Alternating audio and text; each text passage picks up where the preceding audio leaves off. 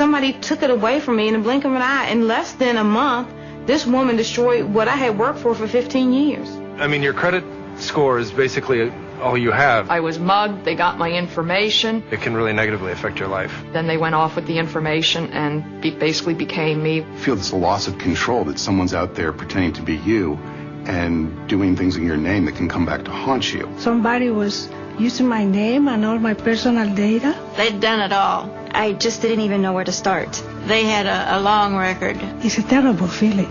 Identity theft. It happens when your personal information is stolen and used without your knowledge.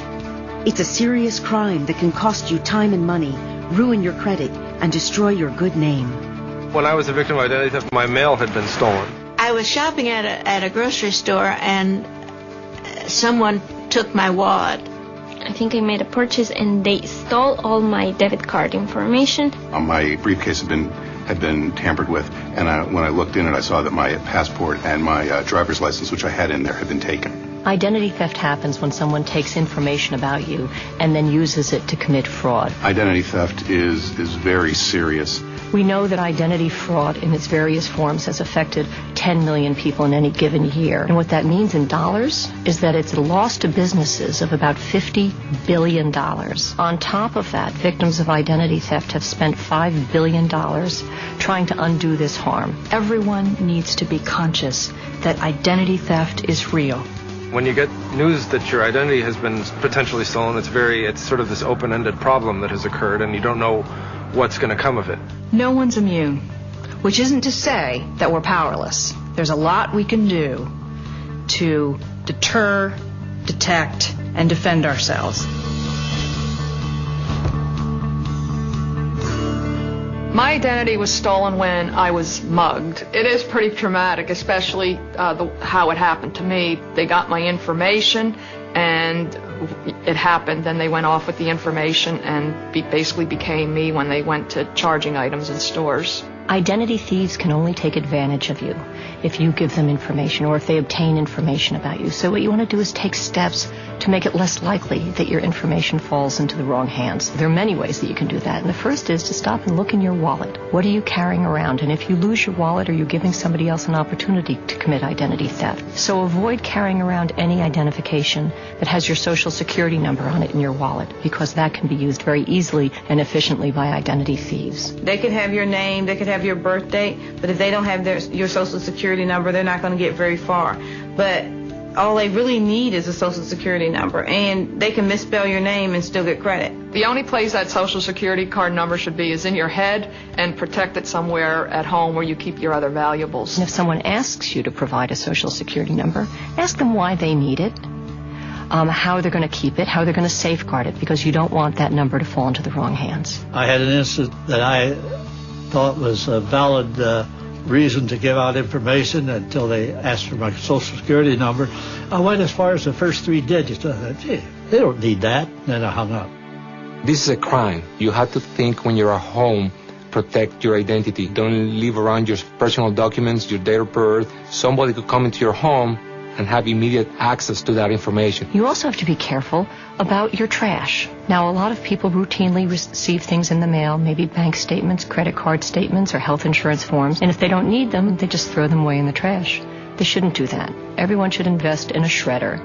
So before they dispose of these critical documents, you shred them. Identity thieves, don't worry about getting their hands dirty. They will go through your trash to retrieve these documents. They go where the information is. They'll steal your mail. They will steal your trash. They'll steal your wallet. And that's how they get information about you. Deter identity theft. Protect your social security number. Shred financial documents and paperwork with any personal information before you throw them out. Never give out personal information on the phone or internet unless you know who you are dealing with.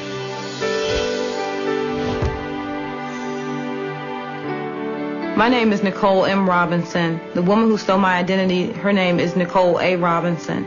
She stole my information from the pharmaceutical company that she works for. After this happened, it devastated my financial life. I ordered my credit reports, and I received a credit report in the mail that was 54 pages long.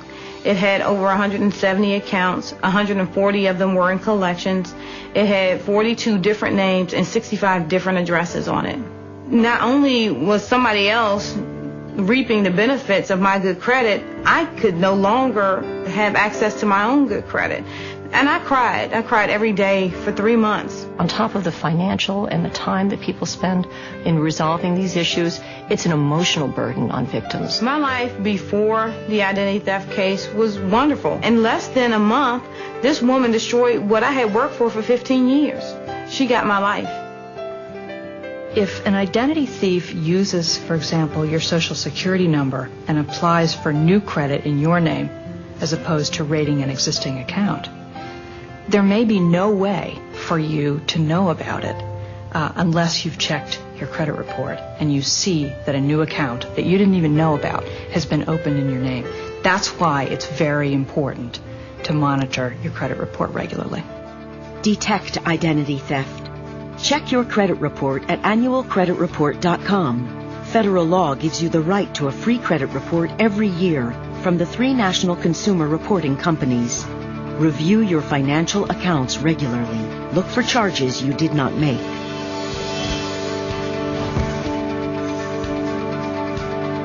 When someone realizes that they're a victim of identity theft, it's like getting a kick in the gut. You feel paralyzed for a moment. But it's really essential for victims to move quickly and deliberately in starting to resolve the problems that arise from identity theft. I did what everybody knows to do, and that's call your credit card companies and cancel your credit cards. However, that's not enough. There was one major bit of information I did not have, and that was to call the 3 major credit bureaus. And I did not do that, and what happened was this person then went back. She was able to reopen the credit cards that I canceled. She was also able to open new credit cards in my name. If you find you've become a victim of identity theft, the first thing you need to do is contact one of the 3 major credit reporting agencies and have them put a fraud alert on your file. You got to take it seriously.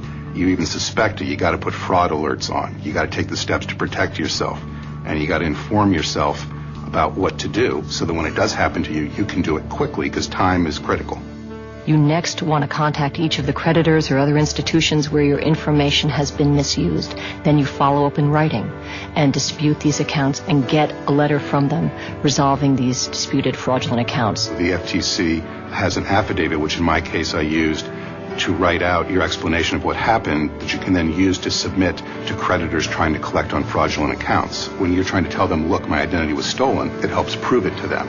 You next want to contact your local police department, report the crime, and get a copy of the police report. You should contact the police immediately because otherwise you have no proof that there was a crime. It's very important that you report it to the police because there are certain agencies that you need or we recommend that you contact, and they're probably going to refer you back to the police department to see if you have a police report or not. And finally, you need to contact the Federal Trade Commission online at ftc.gov/ID theft or call us toll-free at 877-ID theft to report this to us. Defend against identity theft. Call the 3 credit reporting companies and place a fraud alert on your credit report. Then ask for the free credit report you're entitled to. Close any accounts that you suspect have been tampered with or opened fraudulently.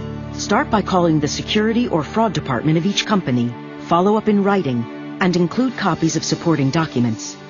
File a police report. Contact the FTC. Your information also helps law enforcement officials across the country to track down and stop ID thieves. Let's treat our personal information as we would our cash. Let's safeguard it, whether we're at home, whether it's in our purse or our wallet, or at our office. Your personal information is cash, and in the wrong hands, it could destroy your life. The FTC plays a central role in helping victims avoid and recover from identity theft.